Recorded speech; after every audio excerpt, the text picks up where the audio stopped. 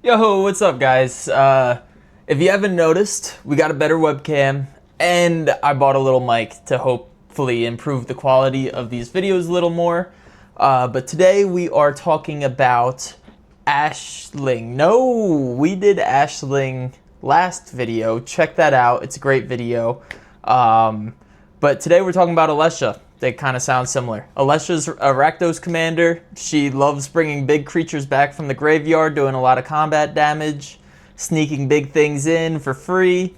Let's just get into it. It's a Rakdos punch. It's a fun deck. Boom! Alright, let's first talk about Alesha, who laughs at fate and what she does. She's a 3 mana for Rakdos and a colorless.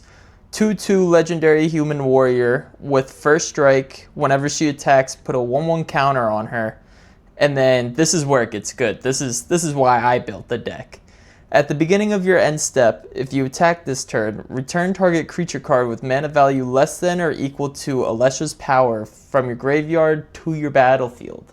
So you're kind of already getting like the idea as to what we're going to do with this deck. We want to make Alesha as big as possible and as fast as possible to cheat out the bigger things. So let's kind of go into how we do that. I know it's blurry on your guys' end, but I'll have pop-ups on the screen like pew, pew, pew, pew, for the cards so you could read them themselves. But pretty much these are my main quick pump spells to get Alesha going on turn, the turn after she comes out or the turn she comes in with haste. So pretty much you want to fill your deck with a bunch of these 1 or 2 cost pump spells. Like Barge In's great, 1 mana, give a target attacking creature +2/+2 until end of turn. Or Detective's Phoenix is nice because it'll give Alesha +2/+2 flying and haste. Enduring Courage is always nice if we need to recast Alesha from anywhere outside our command zone. Leyline Axe is a really quick and easy way to pump her up. It's only equipped 3, so you play Alesha turn 3, turn 4, you equip the Leyline Axe, and boom, we're already moving on to bigger damage. I want to say one of my favorite ones is probably Titan Strength, Hammer Hand, and Inferno Fist. If I had to pick 3 pump spells that are the best in this deck, that best fit this deck, it would be these 3 just because how cheap they are. Like Titan Strength. 1 mana, target creature gets +3/+1 until end of turn, and you scry 1. So if you're swinging with Alesha on turn 3, she gets a 1/1 counter when she attacks. So she's 3/3. And then until end of turn, when you cast Titan Strength, she becomes a total of 6 power. So we're looking for 6 mana, a 6 mana creature card from our graveyard we could already recur from turn 3, which is pretty nice. Or if you have even let's say you have Barge In and Titan Strength in your hand, and you just spend 2 mana to bolster up 5 extra power, which means that's 5 extra mana you can choose from in your graveyard. Just like really quick, really easy ways to get Alesha pumping so you can get those big payoffs out. That's the whole purpose of this deck. We just want to ramp into power spike into huge creatures. Just huge creatures to make everybody else's day worse, because we love that, don't we, Magic the Gathering community? Alright, we are moving on to, let's say the big creatures. We're moving on to the big creatures next. Let's talk about the big creatures. Alright, squad, we're back with the big creatures. Again, I know I apologize for how scuffed this is set up. We're kind of just learning as we go, and for the next video I promise it will be much better. But for now, let's get into the bigger creatures. The creatures in front of me are the creatures I always want to bring back from the graveyard if I have an opportunity to each turn. Mind Slicer, when Mind Slicer dies, each player discards their hand. We want to be discarding cards. so we could fill up our graveyard with more creatures to bring back. So that positively affects us, while it negatively affects the rest of the game, because you can't really play Magic if you don't have a hand. Ghoulcaller Geesa is really nice. She's a sack outlet to bring creatures back into the graveyard, so you could bring them back in with Alesha, so you could kind of have like a little loop going with that. She's 5 mana, so for black you tap her, sacrifice another creature, create X 2/2 black zombie creature tokens, where X is the sacrifice creature's power. I can't even count the amount of times that I've probably had a Rune-Scarred Demon on the battlefield with Geesa, and then I'll bring Purphoros in one turn, and then I'll sacrifice Rune-Scarred Demon to Geesa to bring out 6 2/2 black zombie creatures. But when Purphoros is on the battlefield, each creature that's entering the battlefield under my control, I'm dealing 2 damage to each opponent. So I just dealt 12 damage right there off. Let's just say Purphoros was in my hand and these 2 were already out. For 5 mana, I just dealt 12 damage to the whole board. And then hopefully Alesha's power is high enough that I could bring Rune-Scarred Demon back and get another card that fits the state of the board. Maybe I just keep doing it over and over again until everybody's killed. Or you could even, instead of Rune-Scarred Demon, you could use something like an Accursed Marauder or a Fleshbag Marauder. I have both of them in this deck. I just brought the Accursed out. So pretty much you want to bring Accursed Marauder out from the graveyard with Alesha's ability, and then target the Marauder so you're not losing any creatures of your own, and the Marauder is going to go back into your graveyard. So every raid trigger you're getting, you're bringing back the Marauder, forcing your opponents to sacrifice a non-token creature, which is just really toxic and really clears up the board, but it leaves Alesha on the board and nothing else, and that's just what you want really bad. As far as fun cards, we have Deadpool. Deadpool's always fun. Who doesn't love Deadpool? We could recur Deadpool from our graveyard a million times, so make everyone else's life difficult. Atali's one of the bigger ones that I'll search for to throw in my graveyard, just because I could get him out. I would much rather it be the other Atali, the ETB Atali, but this is just the whenever Atali attacks, exile the top card of each player's library one, rather than the ETB one. I just never pulled it, and I also never bothered to throw it in the deck because this is bracket 3. It's more casual. I say casual like you don't see some absolute monsters sitting in front of you. But yeah, Atali's always going to be a game ender and very productive. Next we have High Society Hunter. High Society Hunter gives us great value. 5/3 flying. Whenever this creature attacks, you may sacrifice another creature. If you do, put a 1/1 counter on this creature. Whenever another non-token creature dies, draw a card. So if we're bringing back a Accursed Marauder over and over again, a bunch of non-token creatures are dying, and this states just non-token creature dies, period. It's not you control, it's not opponent's control, so we could just keep sacrificing things and drawing cards and putting 1/1 counters on High Society Hunter in order to close out a game. I've done that once or twice before. We also have a Gary. Who doesn't like Gray, Merchant of Asphodel? This guy, we can recur him from our graveyard again if we have a bunch of Black Devotion on the battlefield, which we do most of the time. We can drain and gain life and just win the game that way. Some things that give us this Black Devotion are like Valgavoth Terror Eater, because why not? We could get Alesha to 9 power, no problem, bring Valgavoth in turn 4 or 5, and just GG, fellas. A 9/9 flying lifelink, ward sacrifice 3 non-land permanents? Yeah, nah, you guys are cooked. Every time I play this card, my pod freaks out, and it's a big old sigh. I'm sorry, but I'm not sorry. I pretty much, anytime anything goes in the graveyard now, I'm playing them using my life. And I always gain life with Gary. You see how this kind of all loops together here? And then let's say we need to just refill our hand. We have cards like Dragon Mage in here. It's a 7-cost 5/5 flyer, and whenever he deals combat damage to a player, each player discards their hand and draws 7 cards. So I like to just kind of bring this onto the board from my graveyard every now and then to see if people want to kill it, or if they don't want to kill it, if they like their hands.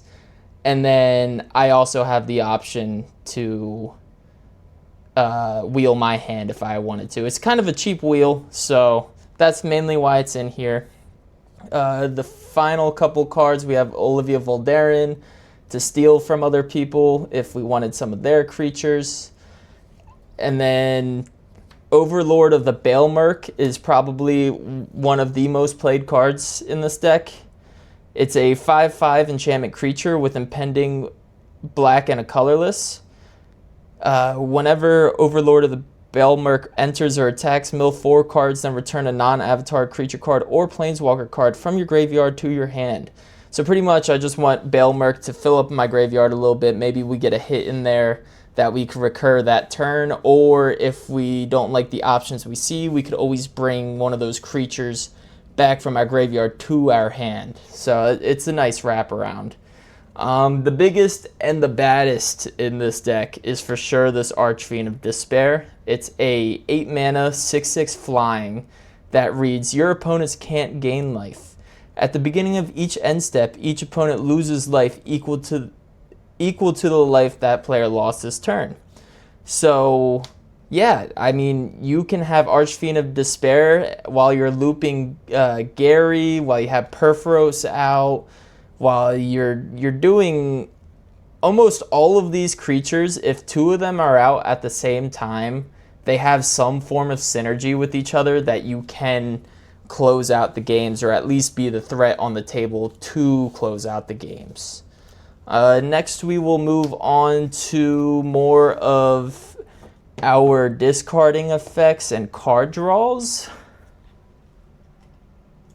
All right, again, pop-ups, boom, boom, boom, boom, boom, boom, boom, boom, boom, boom, boom, boom, boom. So pretty much everything here I've densed it into discarding effects, drawing effects, and also searching my searching my library like tutors. They're all right here. So really quickly, we have things like Thrill of Possibility, Faithless Looting, Romantic Revenues,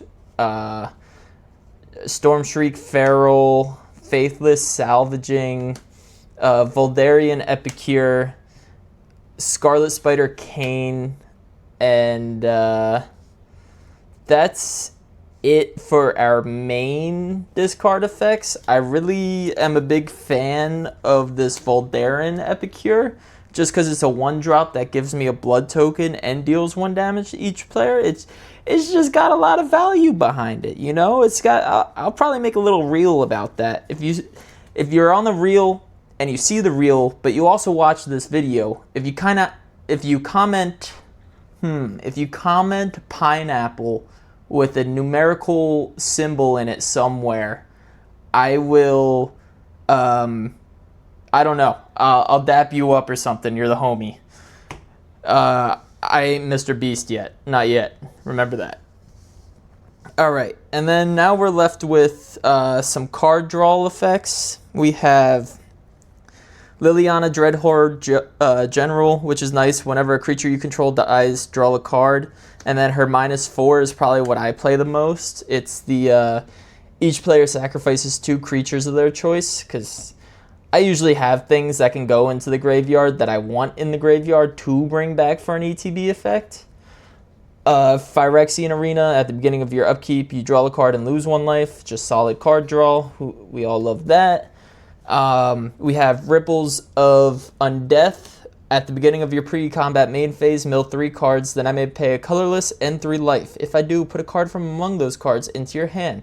So this enchantment is really good for just filling up my graveyard, cycling through and picking up like the instants and sorceries or enchantments that I need out of my graveyard, and letting the lands just kind of dump in there rather than drawing them, because we don't really like drawing lands in this deck. We're pretty low cost. We just want to pump Alesha up as fast as possible and get these big dudes out. For our tutors, really, are we at tutors? Not quite. We have Animate Dead. Animate Dead's going to be a staple, obviously. For a black and a colorless, enchant creature card in a graveyard. When Animate Dead enters the battlefield, if it's on the battlefield, it loses enchant creature card in a graveyard and gains enchant creature card put onto the battlefield with Animate Dead. Return enchanted creature card to the battlefield under your control and attach Animate Dead to it. When Animate Dead leaves the battlefield, that creature's controller sacrifices it. Enchanted creature gets -1, -0. So for 2 mana, if we played a Faithless Looting on turn 1, discarded Valgavoth Terror Eater, turn 2 play Animate Dead targeting Valgavoth, we have a 9/9 Colossal Beast on turn 2, which has happened before. It's just beautiful. We also have now our tutors. It looks like I have 5 of them, but it's bracket 3. It's bracket 3. What could I say? We have Zombify, return target creature card from your graveyard to the battlefield, which is like Animate Dead, but just costs 4, and there's no condition behind it, which is nice. We have Buried Alive, which is for 3 mana, search your library for up to 3 creature cards, put them into your graveyard, then shuffle. I like to use this card when I know how much power I'm going to be swinging with Alesha, and then I will put something that Alesha can bring back that's going to benefit me the most in that moment with Buried Alive. Sometimes it's a Solemn Simulacrum if I need some mana. Sometimes it's Archfiend of Despair. It's all kind of how you're feeling, And then for the final 3, we have Final Parting. See what I did there? Yo, I'm so cool. Final Parting's 5 mana. Search your library for 2 cards. Put 1 into your hand and the other into your graveyard, then shuffle. This is easy for me. I'll always look for Animate Dead and some form of creature to attach Animate Dead on. That's the normal combo I'll go to. Other than that, it's kind of a case-by-case basis. Then we have Entomb, search your library for a card, put that card into your graveyard, then shuffle. Easy tutor right there. And then Diabolic Intent, we're sacrificing a creature, which is nice because we want creatures to get sacrificed to bring them back for their ETBs. And then search your library for a card, put that card into your hand, and then shuffle. So we are getting extreme value from all of those cards. And now I think, what do we have left in the deck, ladies and gentlemen? We have mana that I don't really want to go over too much. I got like these really cool like white border basics from when I used to play back then. Like we have a Dark Ritual, we have Ragavan, we have 2 mana creatures that essentially give creatures haste, Bitter Bloom Bearer, Deadly Rollick, not too much else that's really worth mentioning. Gutless Plunderer is a great card in this deck. It's a 2/2 with Death Touch and a raid effect itself. When this creature enters, if you attack this turn, look at the top 3 cards of your library, put 1 of those cards back on top and the rest in the graveyard. So you're just filtering some more. Kadur Doom Scourge to get everyone off you, go to everyone else's creatures, give yourself another turn to survive. Oversouled Cemetery is nice. If I have 4 more creature cards in my graveyard, I return target creature card from my graveyard to my hand. So it's just more conditions to bring things back.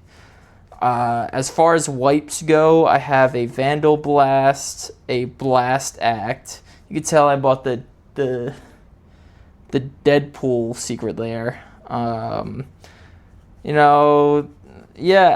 of all the cards that I just showcased, the rest is just your normal Arcane Signet, Rogue's Passage. It'll all be in the deck list in the comments down below. Alright guys, that's going to be it for today, for today's video. It was a lot of fun. Please like, comment, and subscribe, and let me know how to improve the quality of my videos. Today I kind of used like a really weird system. I tried a ring light. I think the lighting was a little weird. I'll have to mess around with that a little more.